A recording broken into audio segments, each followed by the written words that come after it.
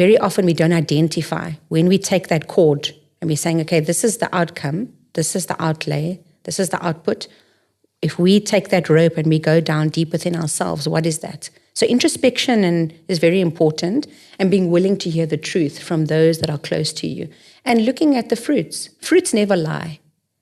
If you look at an apple tree, what does an apple tree produce? Apples, yeah. Apples. And so I needed to say, hey, there's some toxic things here that I need to change. How do I go about changing? But that takes a high level of self-awareness. I mean, to be able to get to that point.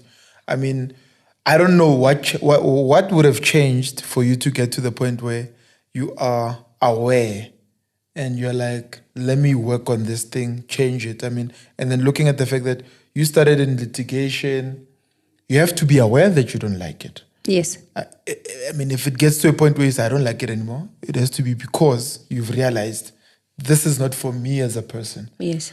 But it seems like you had a high level of self-awareness that allowed you to be able to identify that you don't like something.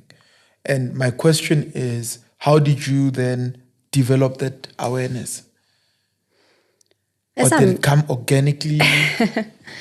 As I mentioned, for me personally, it has a lot to do with my relationship with Jesus and that input into my life. But you know, there are people who have Jesus and they don't have self-awareness. Yeah, that's true, because we're on this journey, right? So there's certain aspects of me that's not developed, that may be developed in you. And so we need to say, okay, listen, where am I not developed? So not being afraid and not allowing the trauma, the lack of fatherlessness, the challenges to inhibit me, where I accept, this is my fate. I'm going to stay here. If we have a goal and a mission and we're saying, okay, fine, I have a goal. I want to do X with my life. This means that I'm going to take those steps. What do those steps include? Those steps include being brutally honest with yourself and also realizing there's some measure of change that needs to happen. Is change painful? Yes. Is it uncomfortable? Yes. Any successful person will tell you that if you want to be comfortable, you'll stay where you are.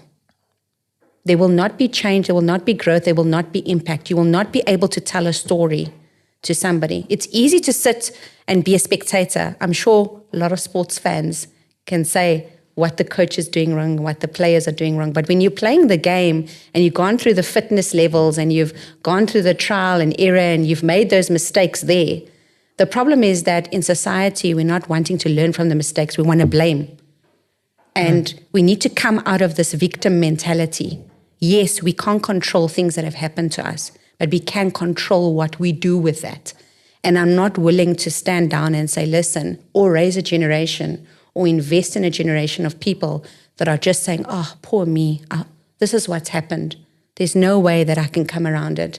I've encountered far too many people, whether it be online, through podcasts, because, I mean, we live in a world full of information. Yeah. But what I think we do we've got more information now than ever. Than ever before. Is the most spoiled generation ever. Yes, but I see there's still a deficit in terms of us wanting to change and adding value to society in a way that it's going to impact generations and not just for ourselves.